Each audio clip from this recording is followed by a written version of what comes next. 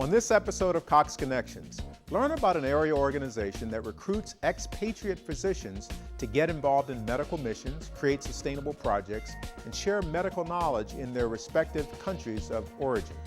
This organization also holds a health fair for veterans right here in Hampton Roads.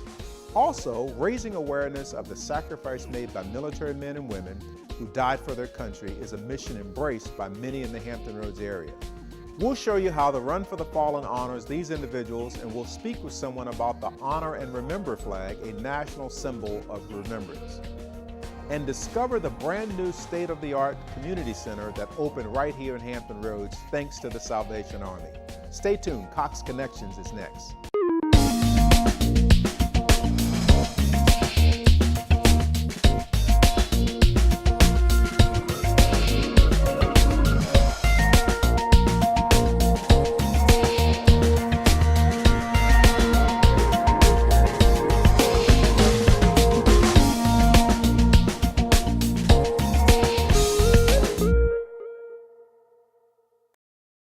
Hello and welcome to Cox Connections. I'm your host, Gary McCullum, Senior Vice President and General Manager for Cox, Virginia.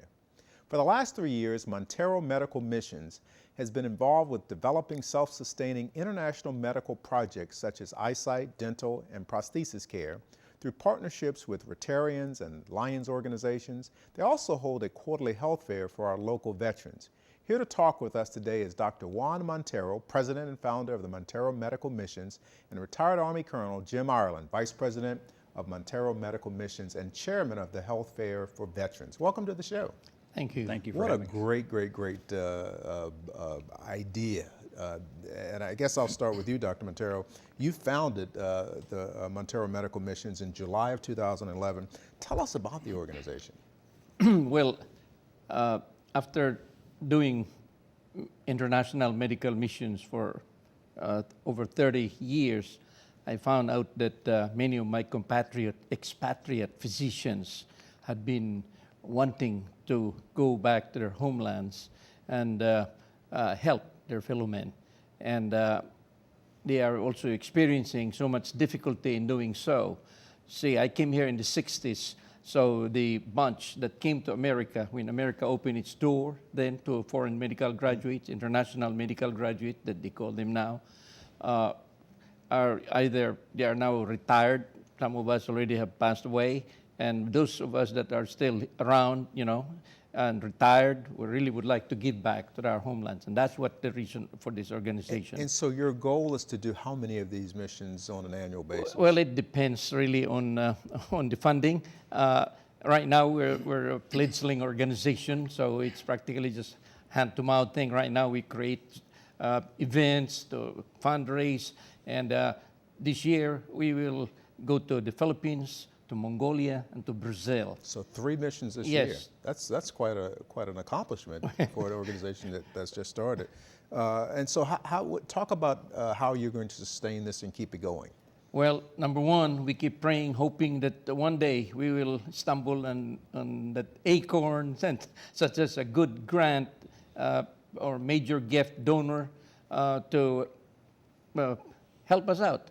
And our website is open for that, and anybody can contact us for that, because although we do international work, we are very fortunate to have an in-country program that the good colonel now is the one that is chairing. And you mentioned the Philippines. I wanted to just pause there for a second. I mean, clearly over the last year, there's been a tremendous need there. Can you speak about that just for a second with some of the, yes, sir. the hospitals in fact, we were not involved initially on this just because we're not a relief organization. Mm-hmm. We're not.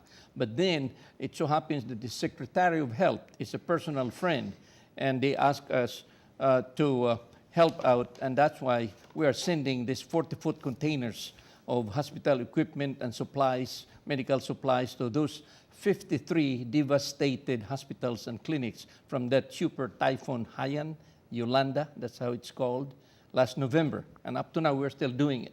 I want to shift and talk a little bit about the health fair. What sparked your interest in creating this health fair for Veterans Project? Well, here's how it started.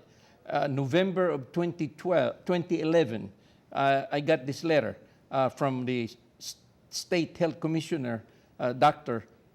and Dr. Rimley, and co-signed by Paul Galante, the Commissioner of Veteran Services.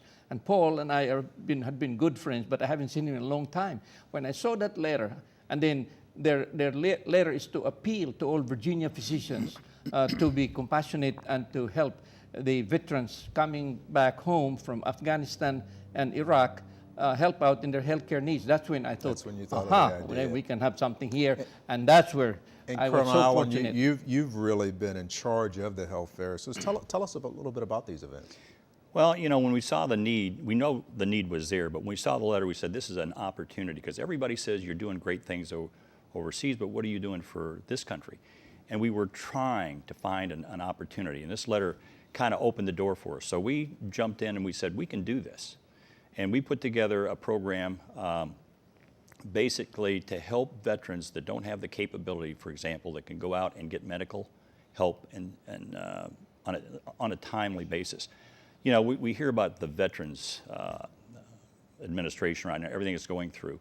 We saw that back when, and we said this is an opportunity to give veterans a chance to get health care a lot sooner and cover areas that the VA won't cover. For example, dental care. You can't get dental care through the military. So these health fairs are literally changing the lives. They're impacting the lives of these veterans. Oh, absolutely. I mean, we haven't got the time, but just the expressions on their face, the tears that come to their eyes when they finally get some help with many of the problems that they have.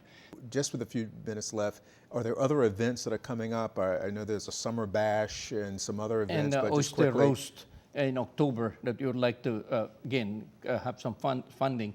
Now, I want to tell our audience that we are putting together a consortium of academics, researchers, scientists, ODU, EVMS, and to put together so that we can have a paper once and for all to validate the efficacy of hyperbaric oxygen treatment for those veterans with traumatic brain injuries. Right. Well, we're going to have to leave it there. I really do appreciate what you're doing. This is really important work for our heroes, and I can't thank you enough for this initiative. And you're going to have to come back on the show because there's just much more we're going to have to talk about. All right. Coming up, the Honor and Remember flag was unveiled nationally on Memorial Day in 2008 to recognize the sacrifice of all of our fallen military heroes and their families. And May 2013 saw the very first statewide Virginia Run for the Fallen, honoring all Virginians who gave their lives in the War on Terror. We'll hear about both when Cox Connections continues.